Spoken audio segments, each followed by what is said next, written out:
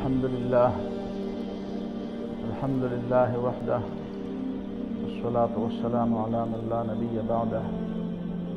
أما بعد فأعوذ بالله من الشيطان الرجيم بسم الله الرحمن الرحيم يا أيها الذين آمنوا أطيعوا الله وأطيعوا الرسول وأولي الأمر منكم فإن تنازعتم في شيء فردوه إلى الله والرسول إن كنتم تؤمنون بالله واليوم الآخر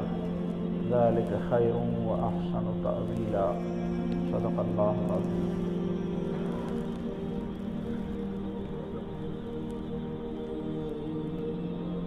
محترم بنیادی موضوع خود رسول اللہ صلی اللہ علیہ وسلم د سیرت دا او د سیرت سره تعلق لرونکې دوه خبرې د مخکې نه را روانې دي. اوله خبره دا وه چې رسول الله صلی الله علیه وسلم داعی الی الله دی، د الله تعالی بندګۍ ته او د الله تعالی عبادت ته خلک رابلي او په هغې باندې څه حده پورې بحث وشو. دویمه خبره دا وه چې رسول الله صلی الله علیه وسلم معلم دی، تعلیم ورکوي خلکو ته، خلک پوهیي او په څه باندې پوهیي؟ د الله تعالی په کتاب یې پوهیي او په حکمت یې پوهیي، په هغه کتاب باندې د عمل کولو طریقې ورته ښیي او د تعلیم د کتاب او د حکمت سره سره ویزکیهم د خلکو تزکیه کوي، د خلکو فکر، خیالات، عقیده، اخلاق، عمل، معاشره، ذهن او فکر دا پاکی.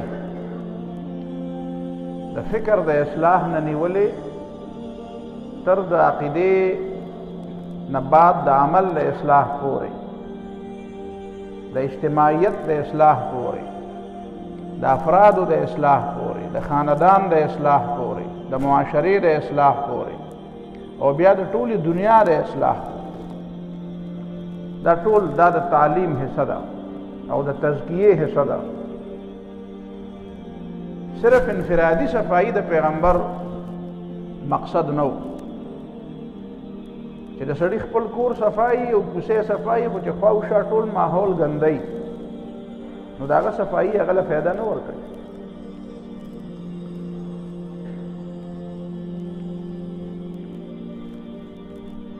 دنیا کې د دې خبرې هیڅ جواز او هیڅ وجه او هیڅ ثبوت د چا سره نشته چې هغوی د نبی علیه الصلاة والسلام په تعلیماتو باندې دا قدغنو لګوي او یا دا لیبل پې ولګوي چې د نبی علیه الصلاة والسلام اصلاح صرف د افرادو د حده پورې وه. د دې هیڅ ثبوت د چا سره نشته. د رسول الله صلی الله علیه وسلم د اصلاح، د تعلیم او د تزکیې دا میدان دا څوک را محدود کولی نشي. دا د انسانانو د دې ټولو انسانانو د ژوند د هر پهلو سره د دې تعلق، د ژوند یو پهلو د دې نه بچ نه وه. داسې د ژوند یو پهلو نشته چې رسول الله صلی الله علیه وسلم د هغې اصلاح نه ده کړې.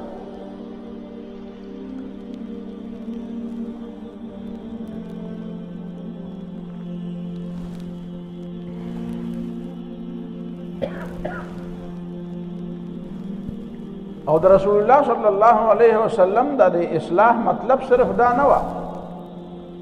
چې د عام کلی کوڅې دا خلک، د عام غریبانان خلک یا د عام د کلی کوڅې چې د دې څه ډېر لوی مقام او ډېر لوی مرتبه او ډېر لوی حیثیت او اعلی عهدې ورسره نشته، بس د دې اصلاح پکار ده.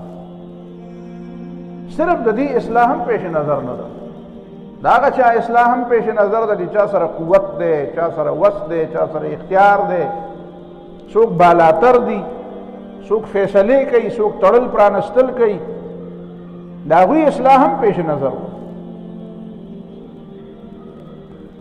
د دې خبرې د فرق هیڅ وجه د چا سره نشته، هیڅ دلیل د چا سره نشته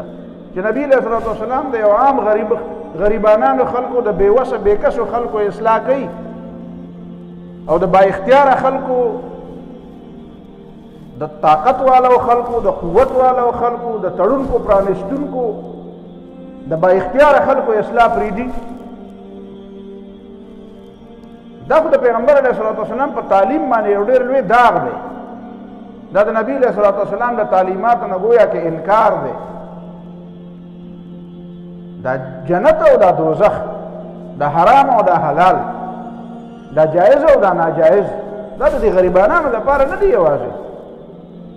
دا د هغې خلکو لپاره نه دي چې کوم بېوسه بېکسه خلک دي. د حرام او حلال د هغه چا لپاره نه دي چې د چا اختیارات شته په لاس کې. دا جایز او ناجایز او دا حرام او دا حلال او دا جنت او دا دوزخ دا د هغه چا لپاره نه دی چې کوم خلک با اختیاره دي. په قرآن مجید کې خو د عامو خلکو مثالونه هم ډېر دي،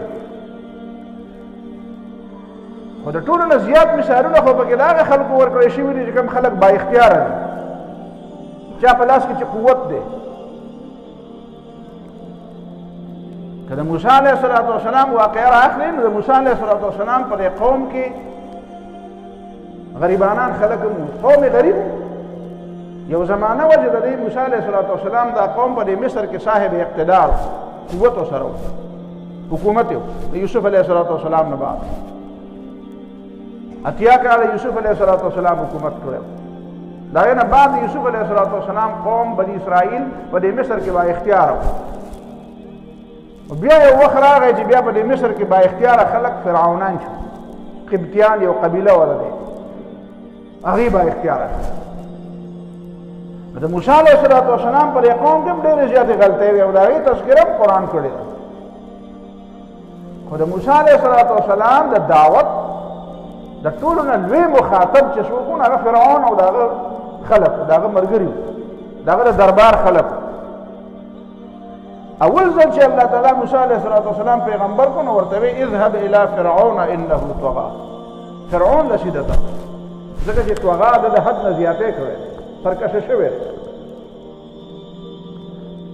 غلطیانې خو د موسی علیه الصلاة والسلام په قوم کې هم وې، دومره غټې غلطیانې پکې وې چې کله موسی علیه الصلاة والسلام د دې بحر قلزم نه پورې وته معجزې په خپلو سترګو قوم ولیده، نو هلته چې کتل نو چې خلکو بوتانو ته سجدې کولې. نو دا قوم د موسی علیه الصلاة والسلام تقریبا 40 کاله پورې موسی علیه الصلاة والسلام په دې قوم کې اوسېږي. خو دا دومره نالایقه قوم او دومره د دین نه ناخبره قوم و د دې باوجود ځان یې نه پوهیو. داسې نه چې موسی علیه السلام نه پوهیول.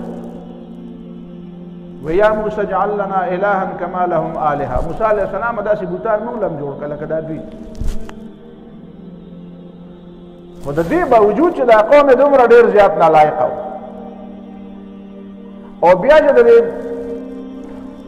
د دې واقعې نه بعد بیا چې ورته الله تعالی وایي چې ځئ د عمالقو سره جنګ وکړئ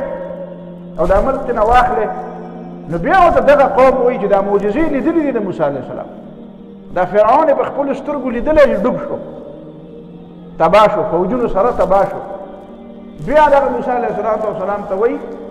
چې انا لن ندخلها ابدا ما داموا فيها فاذهب انت وربك فقاتلا انا هاهنا قاعدون. دی چې پکې موږ نه ورځو او که خامخا ستا جنګ ته او جهاد ته ډېر شوقي نو فاذهب انت وربك فقاتلا، تا او ستا خدای لاړ شئ جنګونه وکړئ او چې کله ملک والی بیا به موږ ته اعلان وکړي چې موږ به درشو. دونه حده پورې دا قوم بېکاره. خو الله تعالی موسی علیه الصلاة والسلام ته وی اذهب الى فرعون انه طغى، زه دې فرعون ته ورشم. دا فرعون ډېر زیات سرکشه دی. نو د فرعون سرکشي م وه او د دې نورو خلکو، خو دې خلکو په لاس کې اختیار نه و، د فرعون په لاس کې اختیار و. نو الله تعالی موسی علیه الصلاة والسلام ته وی دې با اختیاره کس ته مخامخ ورشم. ابراهیم علیه الصلاة والسلام ټول قوم هم مشرکان، ټول قوم مشرکو، پلار هم مشرکو، ترې هم مشرکو، دا قبیله ټول مشرکان. یو لوط علیه السلام پکې د مخکې نه مؤمن و ځکه چې هغه بیا الله تعالی پیغمبر کو پیغمبر د مخکې نه مؤمن ابراهیم علیه السلام چې ورته دعوت ورکو نو پلار ته دعوت ورکو ځکه چې پلار یې څوک و پلار یې د عراق د اور په دې بادشاهۍ کې د بادشاه نه بعد د نمرود نه بعد دویم نمبر سړی و دویم نمبر اول نمبر سړی په دغه حکمرانانو کې نمرود او نمرود پسې دویم نمبر مرتبه د ابراهیم علیه السلام د پلار نو پلار ته هم خبره وکړه او بیا چې د نمرود مخې له لاړ نمرود ته هم خبره وکړه دا سورة اعراف راواله سورة اعراف د وو پیغمبرانو واقعات پکې الله تعالی ذکر کړي د وو پیغمبرانو خو د هر پیغمبر د خبرې په مقابله کې چې قرآن وایي نو څه وایي وقال الملأ الذين كفروا قال الملأ الذين استكبروا قال الملأ دا ملأ څوک دي دا ملأ سرداران د پیغمبر د دعوت په مقابله کې سرداران د قوم چې وو چې د چا په لاس کې اختیار او تړل پرانستل د چا په لاس کې هغه خلکو د پیغمبر مقابله کړې ده اول یا هغوی دا محسوس کړی ده چې دا پیغمبر چې څه وایي نو دا زموږ په دې سر ګزار کړي په مکه معظمه کې ابو لهب او ابو جهل او عتبه او شیبه او ولید دا سرداران د قوم همدا د نبي علیه السلام مخالف همدا سرداران د نبي علیه السلام مخالف زما دا دې وخت دا موضوع مې نه ده دا خو ضمني بحث کو چې د پیغمبر صلی الله علیه وسلم دعوت تعلیم او تزکیه چې اسلام ته دې رابلم پویوم دې په خبره او صفائی دې کوم اخلاق دې صفا کوم عمل دې صفا کوم کردار او عقیده دې صفا کوم نو دا د دې خبرو تعلق یوازې د کلي کوڅې د غریبانانو سره نه و د دې خبرې تعلق د ټولو انسانانو سره و که هغه لوی و که هغه واړه و هغې کې دا امتیاز نه و چې د ده تزکیه کوم او د ده تزکیه نه کوم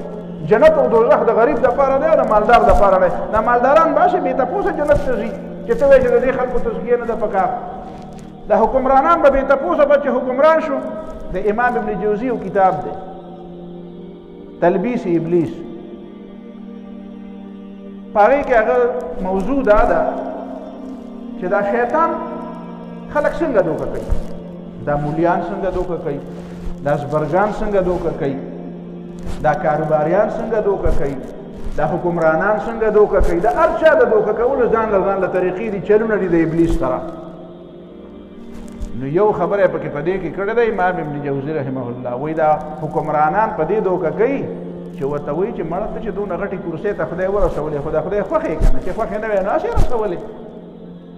نو لهذا چې د خدای څوک خوښې او دونه غټې کرسۍ ته یې ورسوي نو د هغه دپاره مړه بیا ارام حلال نه وي بس هغه هسې خدای بخلی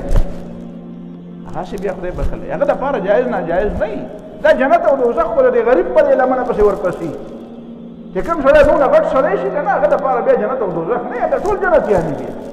هغه دپاره بیا حرام او حلال هم نه وي د هغه خوله بس قانون یا چې څه وایي به دا ټیکي ځکه چې نه خدای پاک دونه غټې مرتبې ته وایي شیطان ورته دا په دې غوږ کې وایي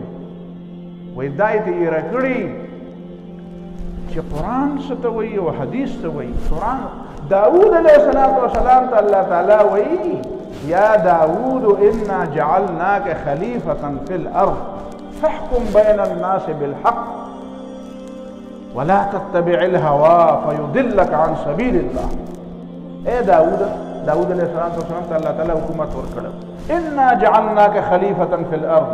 ما دله د ځمکې دا قوت او اختیار درکړی اختیار په اصل کې د الله تعالی دی خدای تعالی ما درکړو نو فاحکم بین الناس بالحق بیا د خلکو په منځ کې په انصاف خبرې کوه فیصلې کوه ولا تتبع الهوى او د خواهشاتو اتباع او تابعداري مه کوه کني فیضلک عن سبیل الله بیا به د الله د لارې نه خطا شي وایي دا خبره یې تېره کړې ده چې ته خو پیغمبر نه هر حکمران خو پیغمبر نه نو ده ته دا شیطان وایي چې دا تا دپاره ارام او الله دی چې کوم حکمران پیغمبر دی هغه ته الله تعالی وایي چې ګورئ اخوا دې خوا نه شئ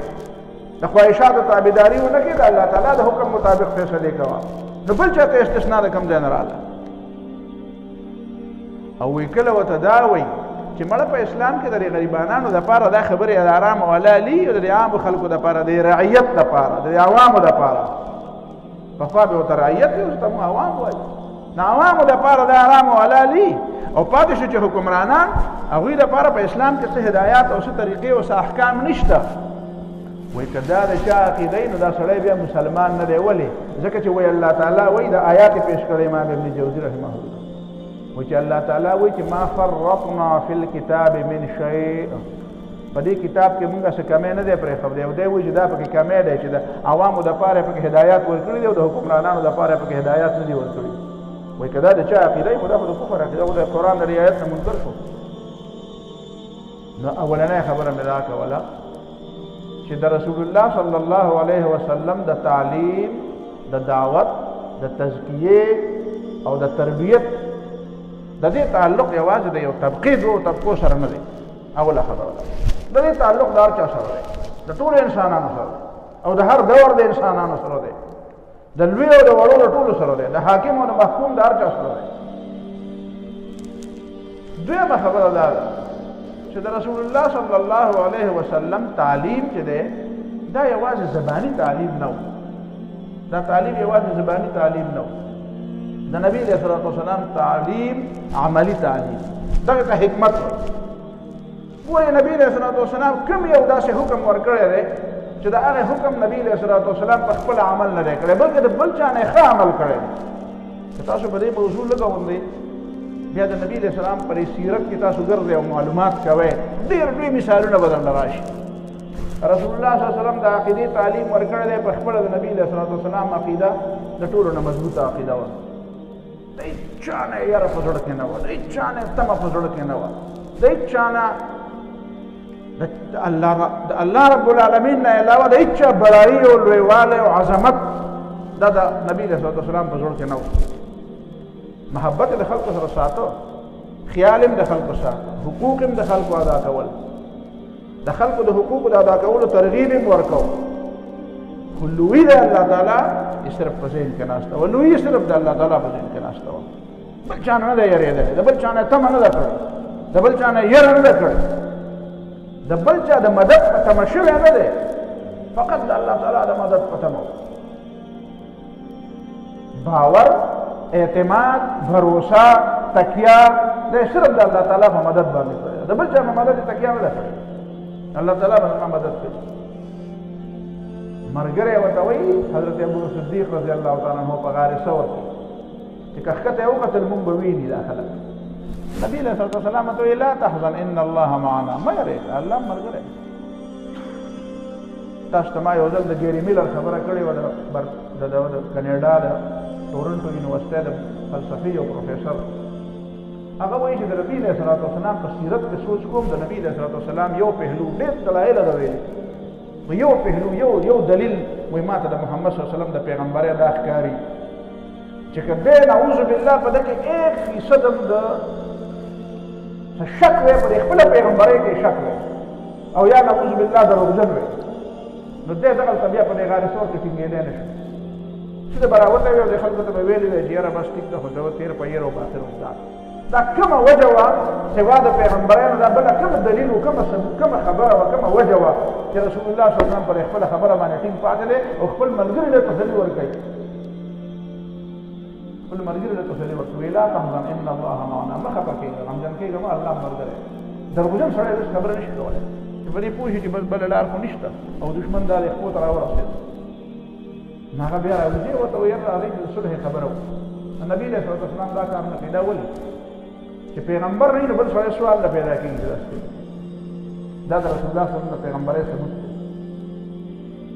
نو رسول الله صلی الله علیه وسلم چې چا ته د څه خبره جرأت وایي جرأت بهادري وي حضرت علي رضی الله تعالی عنه چې موږ ورته شیر خدا وایي هغه دا روایت نقل کړی دی حضرت علي رضی الله تعالی عنه او د نورو صحابهو هم دا روایت نقل دی چې په جنګ کې به نبي علیه الصلاة والسلام نه موږ ځان پناه کوو چې ډېر سخت ځای به راغی که نه نو نبي علیه الصلاة والسلام به د ټولو نه مخکې او هغه سړی به په صحابهو کې ډېر بهادر ګڼلی کېده لوی نوم به د هغه سړي وي چې په جنګ کې به د رسول الله صلی الله علیه وسلم خواته ولاړ رسول الله صلی الله علیه وسلم خواته به ولاړ په جنګ کې او تاسو ته ما د غزوه حنین خبره کړې مو بیا را تازه کړې د حنین په غزا کې چې د یو طرف نه او د بل طرف نه دا غشي شروع شو اقدم شو لکه دا د موږ ناشو که نه او خدای موږ ناشه په دا غزا نه ډزې شروع شو دا چا سره به خطا کړي دا چا سره به خطا کړي لیکن رسول الله صلی الله علیه وسلم په خپله قچره باندې شو سپینه قچره وه او په هغې شو د هغې نه کوزېده نو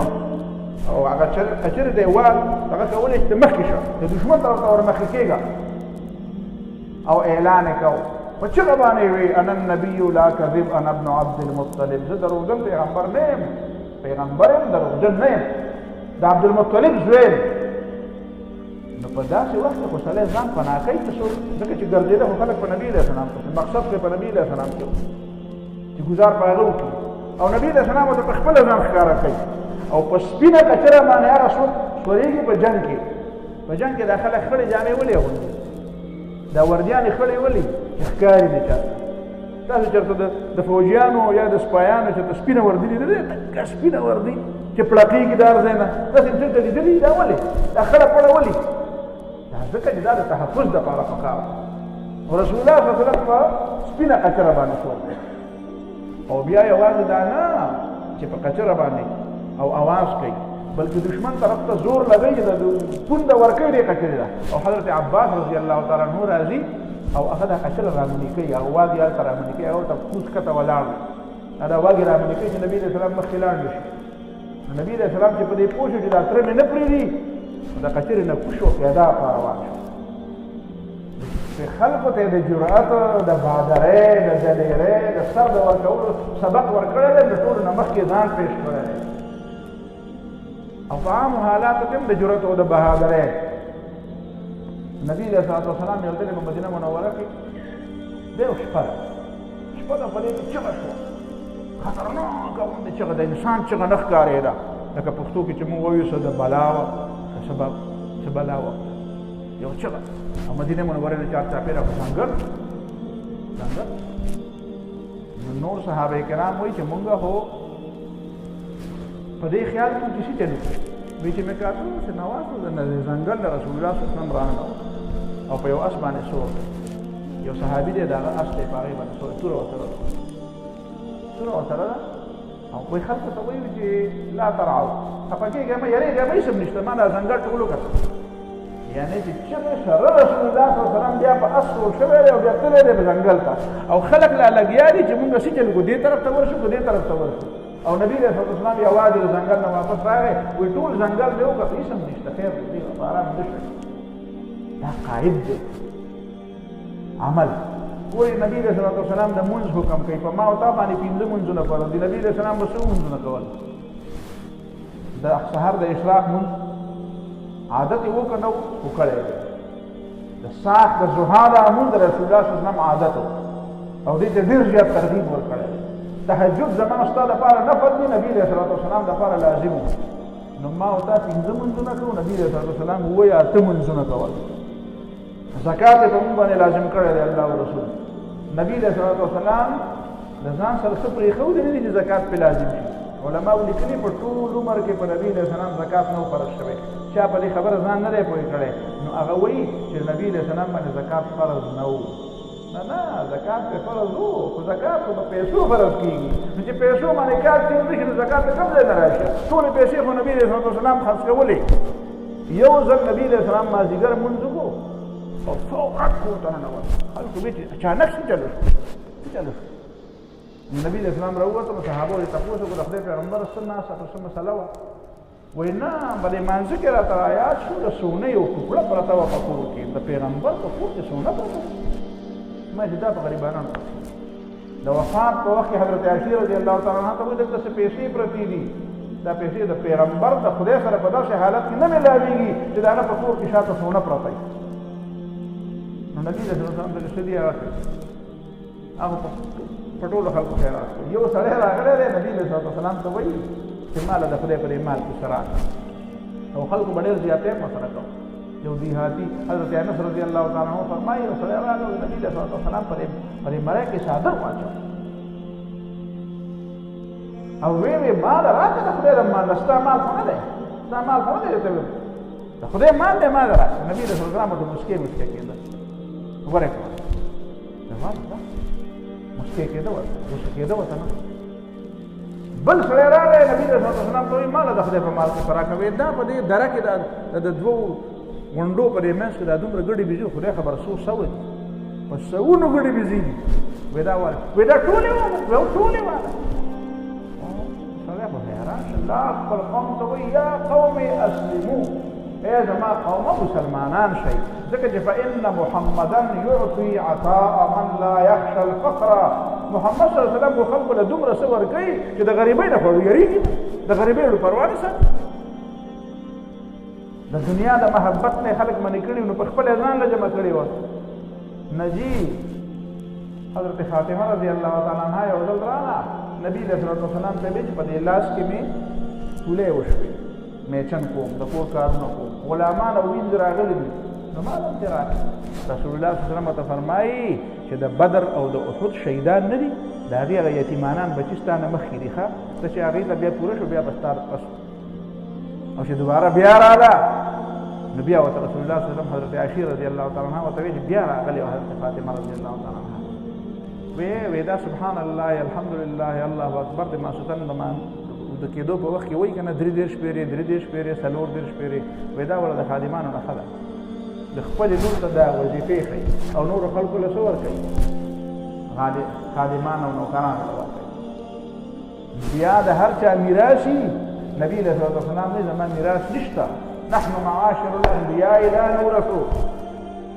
پیغمبر میراث نه ما ترکناه صدقه پیغمبر نه چې څه پاتې شي د ټول امت لپاره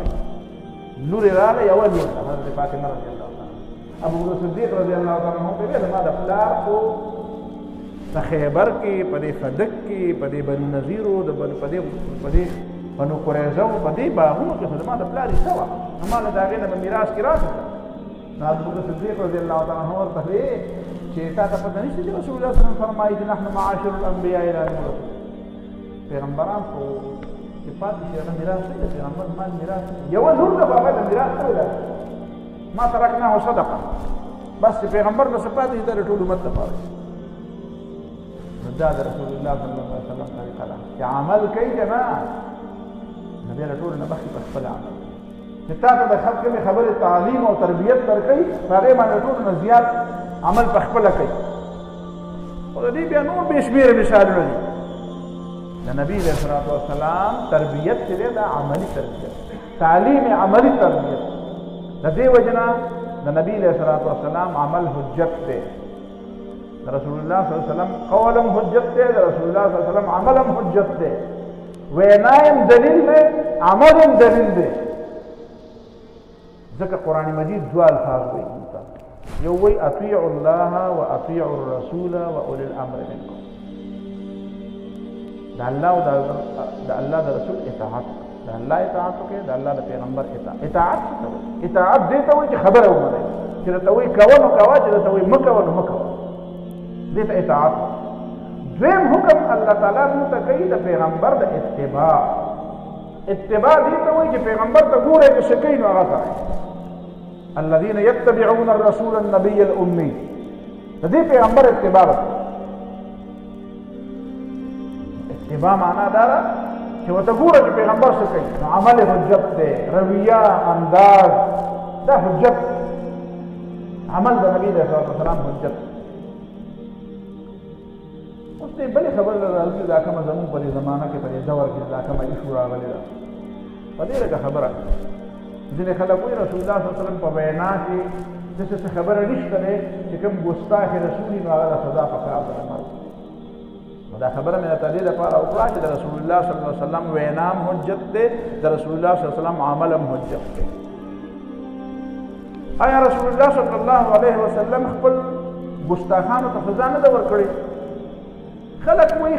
نبي علیه الصلوة والسلام ډېر خلک معاف کړي دي وایي تاسو عجیبه خلک یې تاسو یې نه معاف کوئ نو ما ورته وایي چې موږ ته د معاف کولو حق نشته رسول الله صلی الله علیه وسلم ته د دې خبرې حق و چې په خپله سړی معاف علماو د دې فقه ډېرې زیاتې نقطې ویلي یو صحابي دی د شپږو میاشتو نه کم ورکوټی بچی دی که نه د قربانۍ دپاره نبي علیه صلات وسلام وایي دا ستا دپاره جایز دی نو تا له جایز وایي نه وایي د بل چا دپاره نشته بل چا دپاره نه دی جایز نبی علیه صلات وسلام د حضرت خزیمه رضی الله تعالی عنه ګواهي د دوو کسو ګواهي د یو کس ګواهي د دوو په ځای ودرولې ده بل څوک داسې شته دی چې د هغه د دوو کسو ګواهي د یو کس ګواهي د دوو په ځای باندې ودرېږي نه د دې وجې نه علماو د فقه اصول فقه لیکلي دي چې من شاء ان یترخص من رسول الله صلی الله علیه وسلم فلیترخص بس نبی علیه صلات وسلام شته ځان له اجازت والا اجازت پرې ته اجازت والا اجازت خو د پیغمبر نه بعد د خلکو لپاره بیا دا نشته د پیغمبر علیه صلات وسلام نه بعد نو که نبی علیه صلات وسلام خپل ګستاخ معاف کړی دی نو نبی علیه صلات وسلام ته حق دی خو یوازې دا نه ده که نه چې معاف کړی دی دا شته که نه چې نبي علیه صلات وسلام له سزا ورکړې ده یو صاحب تقریر راته نن چا ولېږه د هغه نوم نالم او ډېر زیات ځان یې په عذاب کړی دی یو خاص انداز کې هغه تقریر کړی دی چې یاره جي دا خلک ولې په دې خبره نه پوهېږي او د عبدالله ابن ابی خبره یې کړې ده چې عبدالله ابن ابی د نبي علیه السلام په شان کې دومره ګستاخیانې وکړې د هغه د ګستاخۍ په سر خو یې نه څه کمی خو یې نه دومره ډېرې ډېرې ګستاخیانې رسول الله صلی الله علیه وسلم په باره کې د عبدالله ابن ابی وکړې او بیا نبی علیه الصلوة والسلام هغه مړ نه کړ نو د مړ نه کولو وجه خو دا وه چې هغه بظاهر مسلمان او د هغه سره ډېره لویه ډله وه او د هغې ډلې نه سزا ورکول په هغه وخت کې ډېرې خبرې داسې وې چې د هغې علماو بیا دا لیکلي دي چې د عبدالله ابن ابی د سزا د نه ورکولو معنا دا نه ده دا یې معنا دا چې یو سړی دی قابل سزا دی نو هغه سزا وله فوري ورکول ضروري نه دي کله کله په سزا کې تاخیر هم کېږي او کله کله دا وجه وي چې الله تعالی په خپله د پیغمبر علیه صلات وسلام ته دا خبره ښودلې ده په ذهن کې وحی ورته ورکړې ده چې مه کوه د ده دا ټولې سزاګانې ما آخرت ته ساتلې دي چې دی په دنیا کې دومره د ده ته سزا میلاوي د ټولې سزاګانې آخرت ته موږ ته دا اجازت نشته دی چې موږ د چا سزا وروسته ته پرېږدو بیا وایي چې نه رسول الله صلی الله علیه وسلم خو د ده سره ډېر ښه هم کړي وو که نه یوازې دا نه چې سزا یې نه وه ورکړې جنازه یې ولم کړې وه او د الله بنده بیا دا خبره یېره کړه چې جنازه ول نبی علیه الصلوة والسلام وکړه نو الله تعالی آیت راولېږي د سورة توبې چې ولا تصل على احد منهم مات ابدا ولا تقم على قبره آینده دپاره به د منافق جنازه نه کوي نو دا دومره تقریر یې وکړو چې ګوره رسول الله صلی الله علیه وسلم د منافق چې د هغه د نبي علیه السلام په حق کې ډېرې ګستاخۍ هم کړې وې خو د دې باوجود نبي علیه السلام هغه له خپل کمیس ورکړو دی ونه وایي چې دا کمیس له نبي علیه السلام ولې ورکړو دا کمیس یې ونه ځکه ورکړو چې د رسول الله صلی الله علیه وسلم تر حضرت عباس رضی الله تعالی عنه چې په بدر کې قیدي شوی و نو د هغه جامې شلېدلې وې نو د هغه وجود هم دنګ و باډې نه ډېر دنګ و او د عبدالله ابن ابی هم د باډې نه ډېر دنګ و نو د بل چا کمیس پې نه برابرېده نو عبدالله ابن ابی لګېدلی و حضرت عباس رضی الله تعالی عنه خپل کمیس ورکړی نو نبي علیه الصلوة والسلام له بدل و نبی علیه السلام د چا بدل نه پرېښود نو بدل یې وله ورکړ پاتې شو دا چې جنازه ورته رسول الله صلی الله علیه وسلم وکړه نو تا ته ما ویې چې بیا خو مولوي صاحب تا له دا پکار به که نه الله دې وبخه تا له دا پکار وه چې ته مسله بیانې او د عبدالله ابن ابی د جنازې کیسه خلکو ته کوې نو ورپسې آیت کې دا ووایه که نه چې آیت کې الله تعالی ویلي دي چې ولا تقم على قبره ولا تصل على احد منهم مات ابدا آینده دپاره بیا د منافق جنازه مه کوه ولا تقم على قبره په قبر ته ودرېږه د قبر ودرېدل مطلب دعا کول دي یا هسې کم از کم د هغه د احترام دپاره دا کار هم مه کوه آیا بیا ابوبکر صدیق رضی الله تعالی عنه د یو منافق جنازه کړې ده د یو ګستاخ رسول جنازه ابوبکر صدیق رضی الله عنه کړې ده دا ووایه که نه بیا بس تا او د پیغمبر په منځ کې څه واسطه شته که نه صحابه شته که نشته صحابه پېژنې دا د صحابهو دا نوم صرف د دې بل د دې تندیله د ډز د خلاصولو لپاره دی که نه صحابه د دې دپاره هم دي چې د هغې سره د محبت او د هغې سره د مونه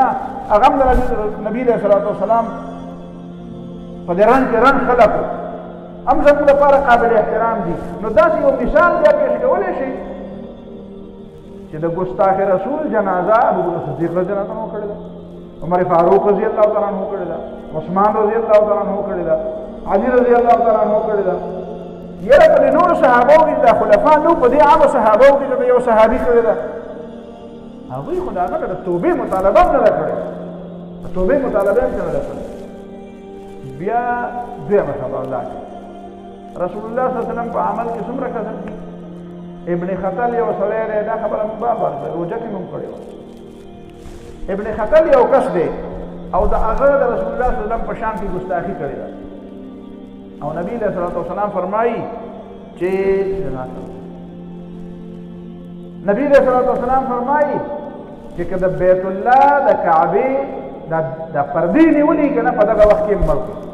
او د هغه دوه وینځې وې ښځې بیدار مړې کړې داسې د دې نه علاوه نور کسان دا د دې ابو جهل زوی دی عکرمه رضی الله تعالی عنه بیا وروسته مسلمان شو دی یاد کړی دی چې دی به د بدر په قیدیانو کې قیدیان وجل د هغې نه بعد بیا قیدیان وجل نشته خو د بدر په دې قیدیانو کې نبي علیه الصلوة والسلام دوه کسان وجلي دي یو عقبه زوی د ابي معیط دی او یو نضر ابن حارث دی عقبه بن ابي معیط دا هغه کس دی چې نبي علیه الصلوة والسلام په دې مرۍ کې څادر اچولی او بیا چې ابوبکر صدیق رضی الله تعالی عنه راغی او نبي علیه السلام یې بچ کو نو په هغه باندې بیا راکېښودو او هغه یې دومره ووهو چې بېهوشه شو دا عقبه بن ابي معیط دا نبي علیه السلام ویل دا په بدر کې شاته ورته لاسونه تړلي وو دی سر یې ټینګ نضر ابن حارث یو سړی دی چې کله نبي علیه الصلوة والسلام په مکه معظمه کې خلکو ته قرآن ویل نو دی لګېدلی او د ایران نه د قیسو کتابونه راوړي او وینځې وې هغه به یې ګډولې او ګانې به یې ویلې خلکو ته به یې ویل چې فړه هغه ته تشې تشې کې او کثیر د زم کوم هغه ته د قرآن نعوذ بالله د قیسو کتاب ښکارېږي وی کثیر او وې زه د باندې ډوډۍ هم خورم او شراب هم در باندې څښم او ډم هم درته ګډوم نو هغه له ډېر مال وړې راغی نو دا نضر ابن حارث په قیدیانو کې دا هم نبي علیه الصلوة والسلام قتل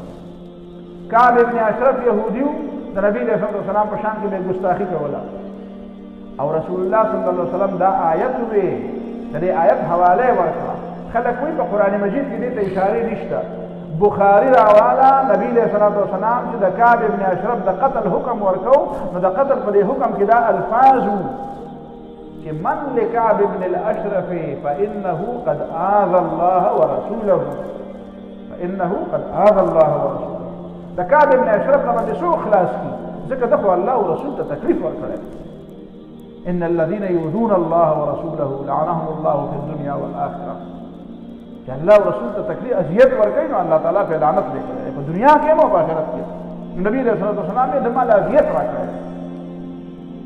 نو مړ ابو رافع دام نبی علیه الصلوة والسلام وجلی هغه هم دغه طریقه وه دینه بعد بیا خلک د عبدالله ابن سعد ابن ابي سرح ما نه نوم یېر شوی مولي صاحب ته ویې ښه ده مولي صاحب راته رایاد عبدالله ابن سعد ابن ابي سرح دا یو کس دی چې نبي علیه الصلوة والسلام ته مې وحي لیکله دونه حده پورې نبي علیه الصلوة والسلام ته نږدې و او بیا ولګېده نبي علیه الصلوة والسلام نه لاړ مرتد شو وی دا ما ورته دا ووایي چې دا آیات پکې فتبارک الله احسن الخالقین پکې ولیکه وی ده پکې ولیکه یا به دروغ وي یا به خبره داسې وکړه وه خبره اصل کې بل شانتې وه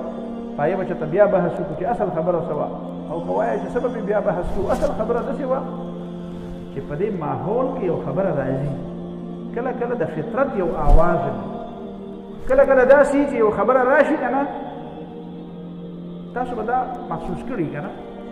یو سړی دی تا ته یې ویلي نه دي چې زه راځم او ته په دې مجلس کې ناست اچانک سړی یا لکه موږ خو اوس تا تذکره کوله اوس هم یادولې یاره نو دا ولې یادوي دا چې دې ماحول ته دی راشي که نه نو په دې ماحول کې داسې یو فریکوینسي بله ده چې هغه ته رانشي تا د اوسه پورې لا نه ده کیف کړی یو فریکوینسي داسې بله شته دا د انسان په دسترس کې لا نه ده راغلی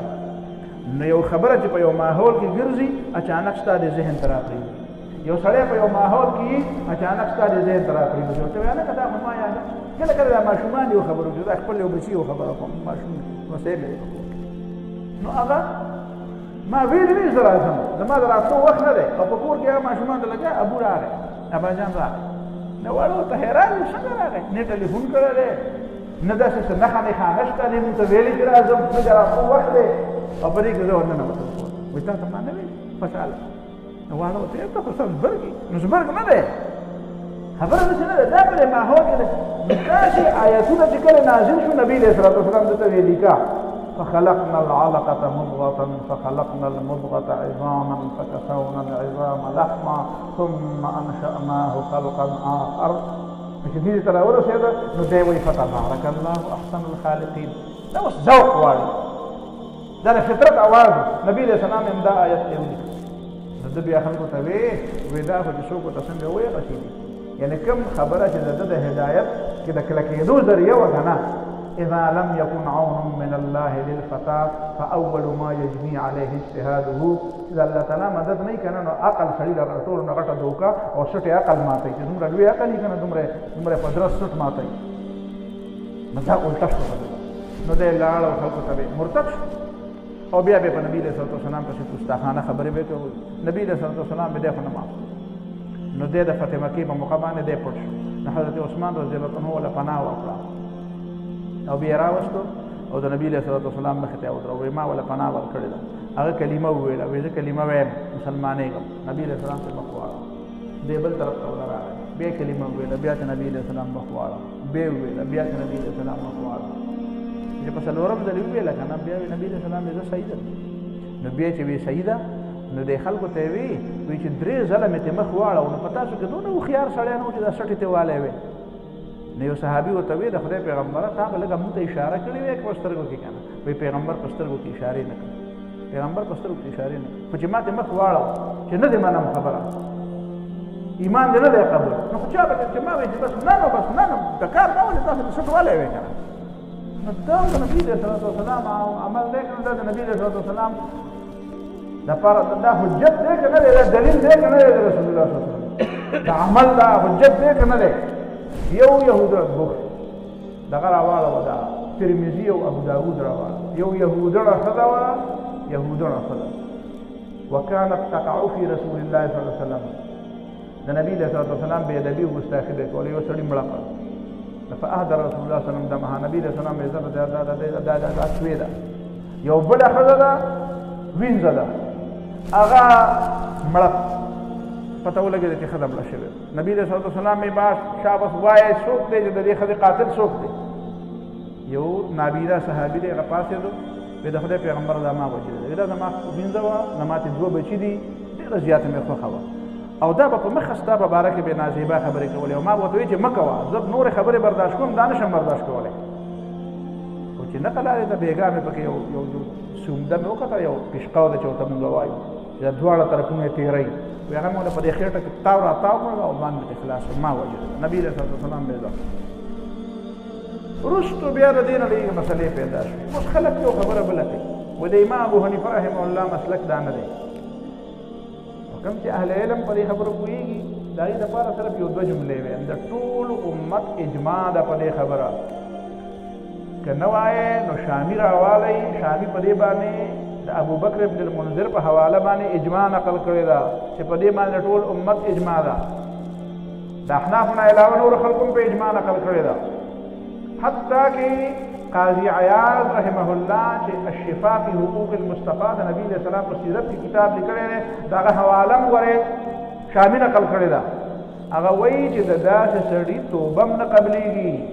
که دی مسلمان هم شي غیر مسلم دی او د نبی علیه الصلاة وسلام په شان کې ګستاخي وکړه او بیا راغی کلمې وویله نو د کلمې د وینا په وجه هر څه معاف کېږي خو د پیغمبر ګستاخي نه معاف کېږي دی به واجب القتل دا به وجلی کېږي کلمه دې وویله خو ټیک ده جنت ته ځه خو ځه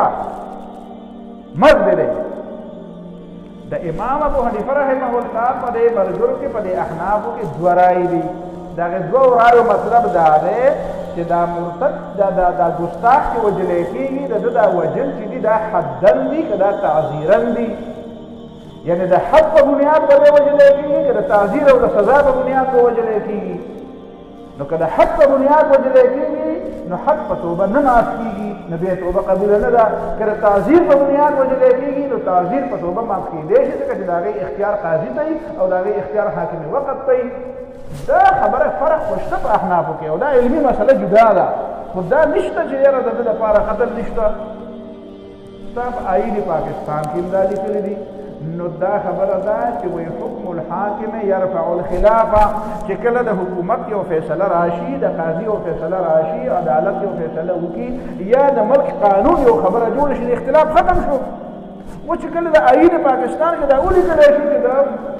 گستاخ رسول واجب القتل دی نو د هغې نه بعد په دې کې د اختلاف څه مسله را پیدا شوه دا خبره ختمه شوه بیا درېیمه څلورمه خبره کوم هغه ده چې دا ښځه چې وه آسیه د دې په سر کې خو دوه درې کسان خو لاړ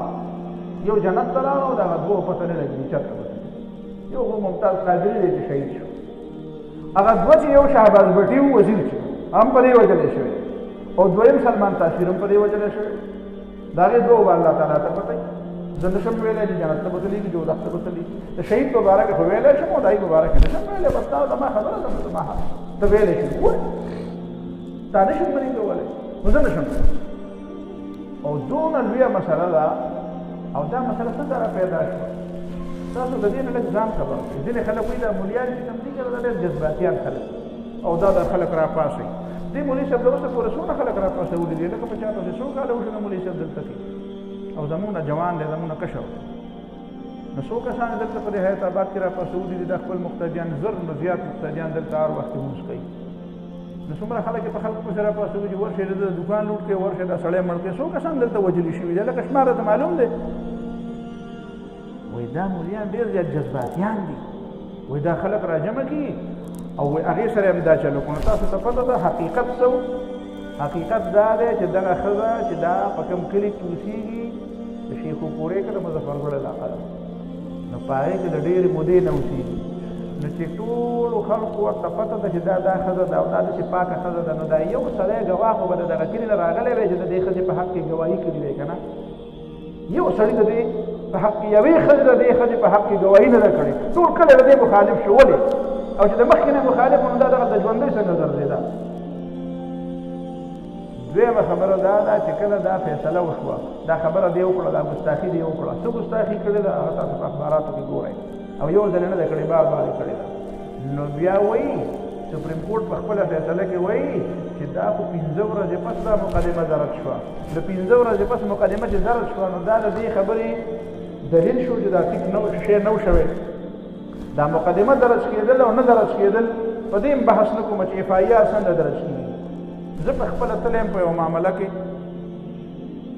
او یو ګاډي نه یو سړي سامان کوز کړو زمونږ ګاډی راته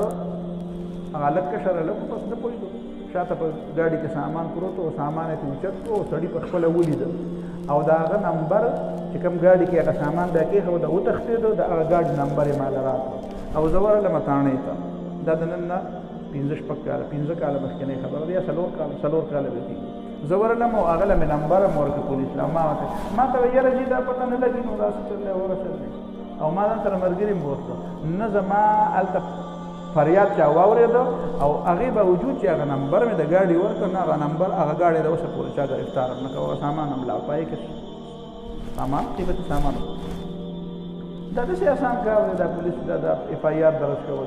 دا هر چا په خوله بیا دا راته ووایه دا خبره خو تا ته معلومه ده چې 15 مې خو تا ته دا پته ده چې داسې اف آی آر بیا د ډي ایس پي د دغه نه بغیر نه درج کوي داسې معمولي خبره نه ده نو هغه تا قانون جوړ کړی دی چې دا به څوک درج کوي دا اف آی آر بیا به د هغې دویمه خبره دا ده چې هلته چې کوم ایس پي دی ایس پي د هغه نوم دی سید امین شاه یو نیم کاله پورې هغه د دې کیس په باره کې یو تن سره خبره کړې ده او بیا د هغه فایل لګېدلی دی د دې په دې کیس کې چې هغه دا ویلي د دې یو نیم کال ریسرچ نه بعد د دې ټول تحقیقات نه بعد زه په دې نتیجه رسېدلی یم چې دا ښځه مرتکبه ده د ګستاخۍ کړې ده بیا د هغې نه بعد سیشن جج دې له سزا اورولې ده دا سیشن جج خو دغه مولي صاحب خبره مې په دې ضمن کې دا کوله وایي مولیان چې کوم دي که نه دا خلک چې راپاسې او اشتعال را پیدا کوي او یو صاحب ما ته هغه را لېږلی دی د علامه اقبال یو شعر چې کار ملا فی سبیل الله فساد و دا مولیان خو د خدای د رضا لپاره فسادیان دي تاسو اندازه لګوئ د دې خلکو د انداز ته نو بیا نو دغه مولي صاحب چې دا قاري صاحب دی هغه څه چل کړی دی هغه نه په خلکو باندې دا والې ده نه یې ولا کور سېزلی دی او نه یې په هغې د کفر فتوه لګولې ده خلک یې راغونډ کړي دي جومات ته ورته ویلي چې څه چل وکړو او ټولو خلکو ورته صلاح ورکړی چې راځئ چې په شریکه باندې ځو او دغه تاڼې ته او تاڼه کې به او کیس کې چلو که نه یو ځل دې دا څوک ووایي چې دا څوک څه کړه پکې شوې ده ده په خپله فیصله کې دا لیکلي دي چې فلانکو وایي چې 15 مرلې کور دی په هغې کې 1000 کسان او فلانکي وایي چې نه د فلانکي کور دی او په هغې کې 200 کسانو او بل وایي چې د فلانکي کور دی او په هغې کې 300 کسانو لهذا دا خو د سره دا اجتماع شوې نه ده او بیا وروسته په هغه فیصله کې وایي فیصله ما سره ده په هغه فیصله کې بیا وروسته وایي چې چونکې دا اقرار چې دی دا په دغه اجتماع کې شوی دی او اجتماع کې ګڼ خلک وو نو د ګڼو خلکو نه دا ښځه یېرېدلې ده نو د یرې په بنیاد چې کوم اعتراف وشي نو هغه اعتراف نه وي نو دا خو ته څه کوې کاڼې راغلی او د بل سر دی راچې ته خو پرې خپله خبره نه پوهېږې چې ته وایې چې اجتماع نه ده شوې چې نه ده شوې نو بیا د هغه اجتماع په بنیاد باندې د یو خلیفه خبره کې تضاد څنګه او د هغې باندې جبر څنګه ثابتوي وایې اجتماع مشکوکه ده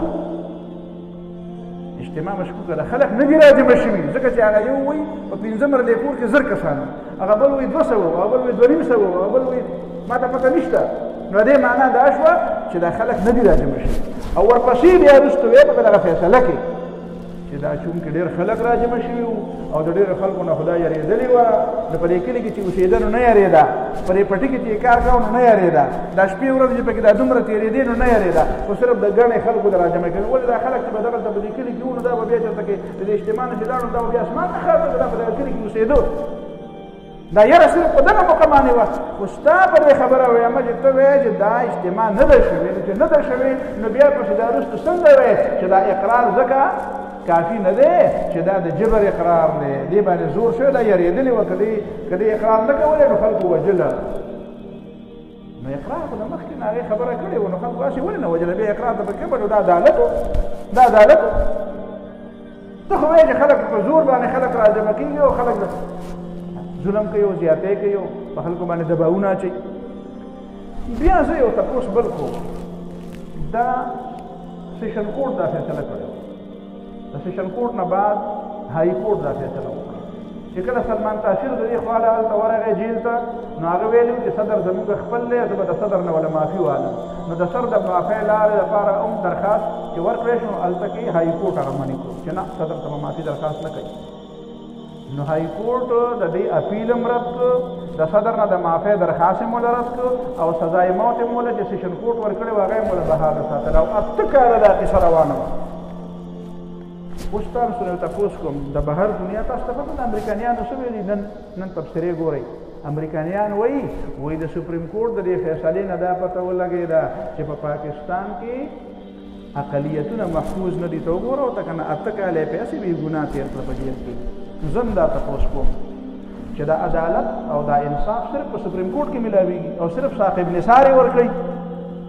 صرف صاحب نثار داسې دی چې هغه باندې وحی راغلی ده هغه صرف انصاف ورکوي که نه هائی کورټ هم انصاف ورکوي د هائی کورټ چې څومره فیصلې کړي دي اوسه پورې چا له پانسي ورکړې ده څوک یې پړ کړی دی څوک یې وړ کړی دی دا فیصلې ټیک وي که دا غلطې وي دا سیشن کورټ چې کومې فیصلې ده اوسه پورې کړي دا ټیک وي که غلطې وي دا سیشن کورټ کې مولوي صاحب ناست و زه پکې ناست که په دې کې باقاعده یو جج ناست هغه ته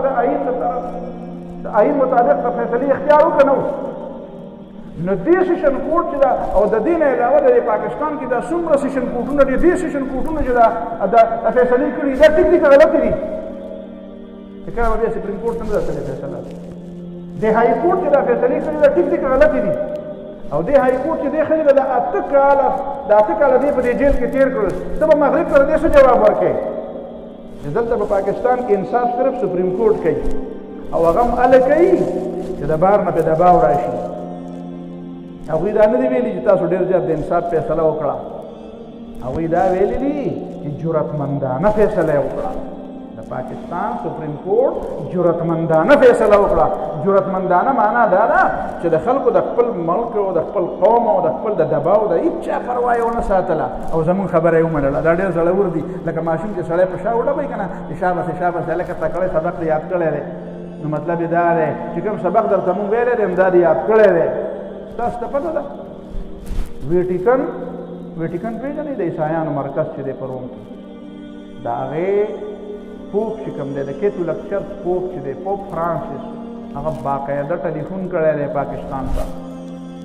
بیا د دې په مغرب کې دننه د مختلفو چرچونو په مختلف کیتولک دی پروټسټنټ دی او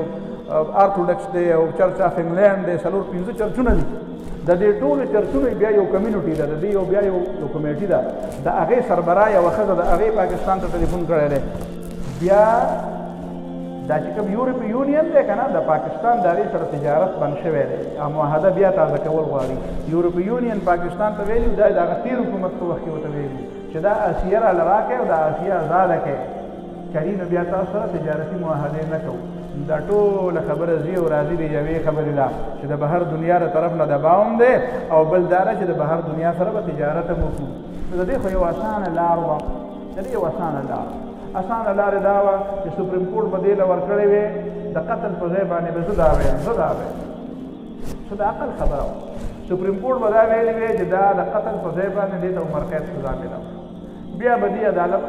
دی به اپیل کړی وی صدر ته او صدر به ویلي وی چې یاره بس ما معاف کړه عمر قید سزا نه، او یا به دا ویلي وی چې چونکې د مغرب په ما باندې دباو دی او موږ سره تجارت نه کوي نو هلکه د پیسو دپاره موله دا ورکړه او خرڅ هم کړم. رښتیا به ولې ویلې وې. بیا که چا څه خبرې کولې نو دا به وې څنګه به یې کولې او څنګه به وې. زما دا خیال دی چې دا یو لار اوس هم دا لار ده. دا صاحب نثار چې اوس لګیا دی وایي زه دا خبره واپس نه علم. دا چې ته واپس نه دا حق تا د خدای درکړی که دا د آیین پاکستان درکړی. ته زه په خپله فیصله نظر ثاني نه کوم. ته خدای ته پیغمبر تا ته دا حق چا درکړی دی؟ آیین ته دا حق درکړی ته زه خپله فیصله واپس نه علم. فیصله خو خدای پاک خپله فیصله واپس علي که نه علي د هغه اختیار. زه د خدای فیصله او د شریعت او د دین خبره فیصله واپس نشم رستی ځکه د شریعت مطابق فیصله وکړم بیا واپس نشم رستی. دا خو تا فیصله وکړله او په دې فیصله کې بې شمېره غلطیانې دي. یوازې زه دا خبره نه کوم ته د های کورټ مطمئن کا، تا هغه وکیلان مطمئن کا چې کوم وکیلانو د دې آسیې خلاف کوم کیس راوستی دی هغه وکیلان مطمئن کا. تا خو وکیلانو تا خو هغې ته د سره موقع نه ده ورکړې. تا وایي خبره نه ده اورې. څنګه چې د ممتاز قادري خبره اچانک راغله او په جلدۍ کې یې وکړه ځکه د بهر نه دباو او هغې د هېڅ چا خبره وانه وړې او فیصله وکړه او حساب پانسي کوې. همداسې دغه شانې په جلدۍ کې دا وکړه. د دباو په نتیجه کې چې کومه فیصله ده دا نشي ثابتولی. کریم زه وایم چې په دې پاکستان نه علاوه د بهر دنیا وکیلان زه به چل وغواړم، خیرات به وغواړم، په جوماتونو کې ما د اوسه پورې دا کار نه دی کړی، دا جوړۍ به وغواړم او زه به وکیلانو له چنده به وکړم، زه به له فیس ورکړم. د بهر دنیا وکیلان دې راشي او دا دې ما ته ووایي چې دا فیصله واقعي د عدالت د پاکستان د آیین د اصولو برابر شوې ده. دا چل نشي. دا اته کاله چې د دې جواب ته ما نه سره دا اته کاله چې دا ښځه ته په جیل کې پرته وه د دې ګناهګار څوک دی؟ دا مولیانو دا په جیل کې کېنولې وه که دا عدالت کېنولې وه؟ دا عدالتونه وو که نه وو؟ د های کورټ د پاکستان عدالت دی که نه دی؟ دا سیشن کورټ د پاکستان عدالت دی که نه دی؟ که د عدالت یوازې صرف سپریم کورټ دی او انصاف صرف صاحب نثار پېژني دې نه مخکې چې څه فیصلې شوي بیا د نظر ضرورت څه ته وایي؟ څه خبرې تا دې پاکستان ته کیلې ورته کړ. زه وزیر اعظم صاحب ته هم وایم چې وزیر اعظم صاحب دا تا چې کومه لهجه استعمال کړه دا لهجه ستا سره نامناسبه وه. تا نه زما دا تمه نه وه. موږ په تمه وو چې ته ډېر ښه سړی راغلی هغه نمبرونو والا تېر شو ته اوس راغلی ته به دا هغه کې دا جوانان دې ټول مرګېدو موږ درته ډېر په تمه وو. موږ وی واقعي ته به اصلاح وکړي. تا خو هغه ژبه استعمال کړې دا ژبه خو یو پولیس والا افسر هم نه استعمالوي چې هغه یو د ایس پي د لیول افسر هم دا ژبه په اوله ورځ نه استعمالوي دا چې کومې دمکیانې ته ورکړې. ته چې مذهبي خلک چلنج کوي ته خبر یې پته شته؟ دا ستا خاموشه کوم خلک نه دي تا له څوک مشورې درکوي؟ دا خو دې غږ کوي. داسې ژبه خو په اوله ورځ باندې لوی ډکټیټرانو نه ده استعمال کړې. دا څه کومه ژبه استعمال دی؟ نو پرون دې دا وی او نن بیا وی مذاکرات کوو نو چې پرون دې دا ویلې نو ښه نه وه. دا خوا وشانه دا خلک لرې که د ځان نه دا ستا خوا کې چې ناست دا دې ډوبوي او تا یوازې نه ډوبوي دې مرۍ ته دې پړی مچوي او یوازې تا نه ډوبوي دا پاکستان هم ډوبوي. یاد وساته په پاکستان کې دننه مذهب چیلنج کول او مذهبي خلک چیلنج کول دا د بېوقوف سړي کار دی. دا د هغه سړي کار دی چې هغه د دنیا د اوپر سوپر نه خبر نه وي. څنګه مذهبي خلک چیلنج کوي؟ دا مذهبي خلک دا ټیک ده چې دا بې ترتیبه دي، دا ټیک ده چې د دې لیډر نشته، دا ټیک ده چې د دې صحیح رهنما نشته، دا ټیک ده چې د دې په منځ کې اختلافات دي، دا ټیک ده چې د دې څه منصوبه‌بندي نشته او دا لویه جلا ده چې موږ پرې جاړو. د ټولو نه لوی قوت دلته مذهبي قوت دی. څوک سر یې نشته، خبره یې یوه نه ده، پلانینګ یې نه دی، یوه منصوبه‌بندي نه ده. څوک هلته دي څوک دې خوا دي، 15 قبلې دي د هر چا قبله جدا جدا. دا یو المیه ده. خو دا مه وایه چې دلته به زه مذهبي خلک چیلنج کړم. دا نشي چیلنج کولی ته. زمونږ نه خوار افغانستان چې کوم دی هلته ته مذهبي خلک نشي چیلنج کولی. د ټولو نه زیات په دې ناموس رسالت باندې زمونږ د افغانیانو هم قرباني ورکړه چې په خپل هم د لوی غم او د لوی درد سره مخامخ دي. کورونه او غم او ښادۍ ټولې په بمونو باندې لګي، جوماتونه یې په بمونو ویشتی کېږي. هغه د اوسه پورې چا چیلنج نه کړه، امریکې چیلنج نه کړه. امریکا لګیا ده اوس ته سجدې کوي، وایي زه تښتم خو د شان را باندې ګزار ونه کړي. ته په کومه دنیا کې اوسېږې؟ مذهبي خلک مه چیلنج کوه. د دې خبرې حل راوباسه، د دې خبرې حل دا راوباسه چې دا ساقب نثار کور ته ولېږه، دا کور ته ولېږه او بیا ورته وایه دا فیصله م واپس واخېسته او دې ملک ته اور مه ورته کوه. مونږ خلکو ته صبر وایو. ما تاسو ته کله ویلي زه څومره وخت نه دلته خبرې کوم، ما تاسو ته کله ویلي چې راځئ چې پې ورځو. مونږ غواړو، ما خو د مشرف په وخت کې هم دا ویلي په یو وخت کې داسې پروګرام و 14 تقریرونه په یوه جلسه کې وشو او ټولو وی چې د دې مشرف نه به جامې وباسو او دا چې پولیس نه منو، فوجیان نه منو. او یو زه راپاڅېدم ما ورته ویې دا پولیس او دا فوجیان دا زما دي، ښه دا د یهودیانو نه دي. د مسلمان د هر کور نه د جنګ میدان جوړول د هندوانو ارمان دی، د یهودیانو ارمان دی. دا ارمان زه نه پوره کوم، دا که څوک پوره کوي دا به د هندوانو او د یهودیانو سره وي. مونږ خلک په دې خاموش کوو. دا زما خاوره ده، دا زما عزت دی. د پولیس ته دا وردي زما په ټکسونو میلاو شوې ده، دا فوج ته دا وردي زما په ټکسونو میلاو ده، دا زما رور دی، دا مسلمان دی. زه له څخه مسلمان نه یم. مه کوه دا خلک جنګ باندې مه وروله خلکو له، خلک په جنګ مه وروله، دې وطن ته تیلې مه ورته کوه. زور دا د زور خبره نه ده. چې دانا کند نادان ولې بعدت خرابي بسیار هوښیاران چې څه کوي بېوقوف هم هغه کوي، خو ورانۍ وکړي د وراني موقع مه ورکوه خلکو له. مونږ به لوږې هم تېرې کړو. نن یو زنانه پوسټ کړی دی، یاره ما له خو زه خو حیران شم چې کاش په دې ښځه کې چې څومره ایمان دی، ما ته چا راولې په دې ښځه کې چې څومره ایمان دی، چې دومره ایمان په دې نرانو کې ټولو کې وی. هغه ښځه وایي نه مې بجلي پکار ده او نه مې اوبه پکار ده او نه مې ډیم پکار دی، خو د اسیې سر مې پکار دی، د اسیې سر مې پکار دی. بس ما له دا پکار دی اسیې له پانسي ورکړه، بس اوبه م را کوه، بجلي م را کوه. بجلي دې ګرانه کړه، ګیس دې ګران کړه، نور یې م ګران کړه. دې ته تیار یم. ډوډۍ 2 ټیمه نه خورو، 1 ټیم یې خورو. خو په ایمان سودا نه کوم. شاه جهان چې و که نه، شاه جهان ښځه وه ډېره زیاته، هغه څه ورته وه، هغه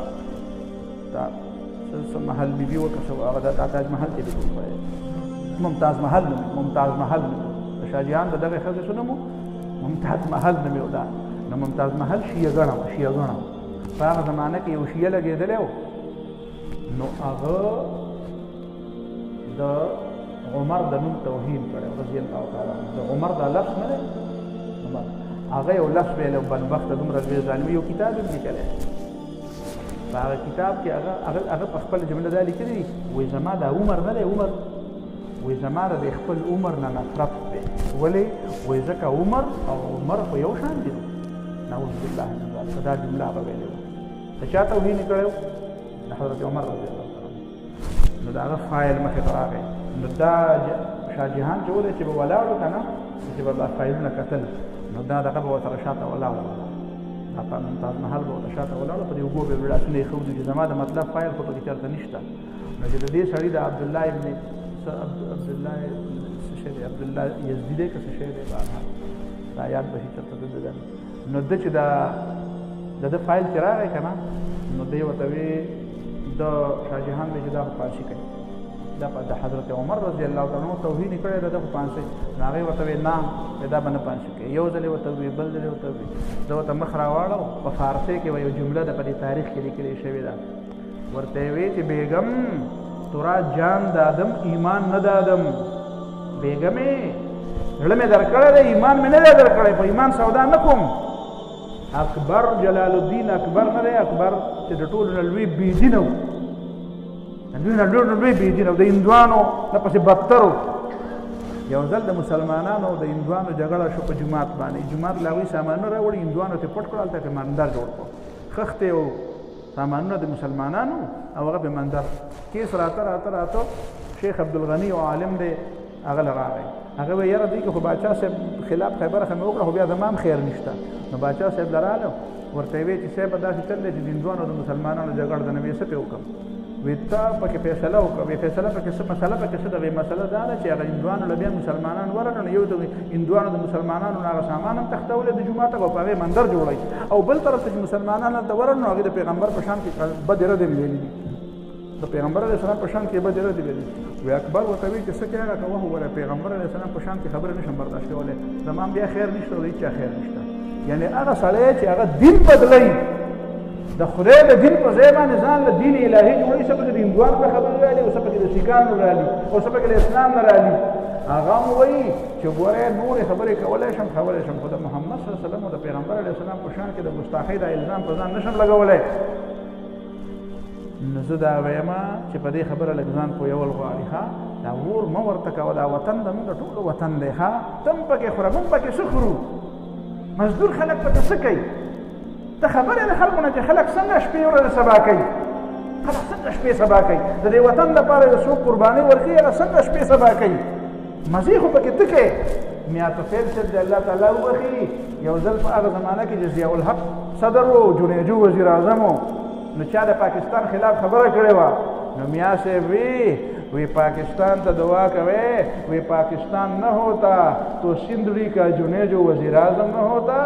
اور مولوی اکبر علی کا بیٹا ضیاء الحق صدر نہ ہوتا دا ته چې څوکې او دا بل چې څوکې او دا غټې غټې کرسۍ دي نو دا خو د پاکستان د وجې نه دي نو دې کې خو ته ډېره خورې او زه پکې کله خورم او کله نه خورم ما ته کله پوره ملاوېږي او که نه ملاوېږي ته خو تا ته خو ډېره ملاوېږي که نه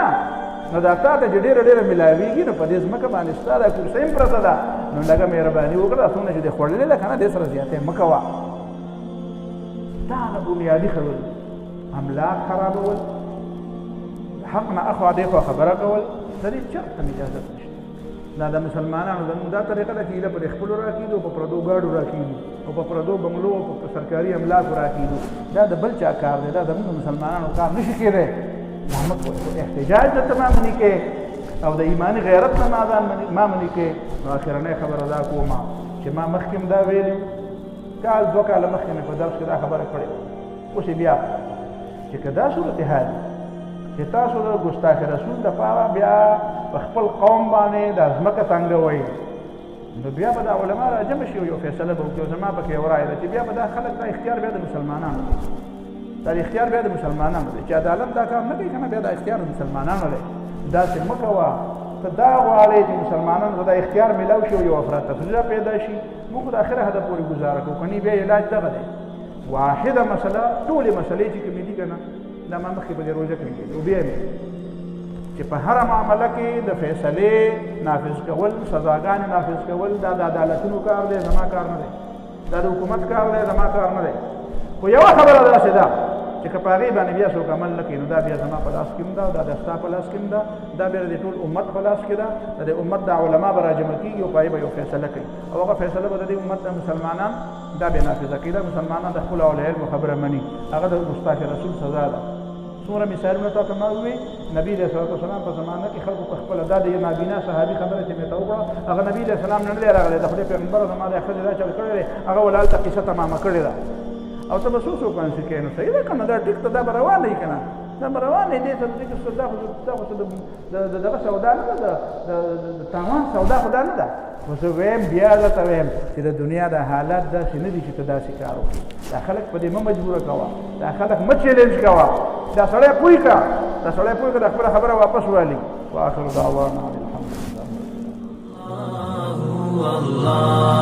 الحمدلله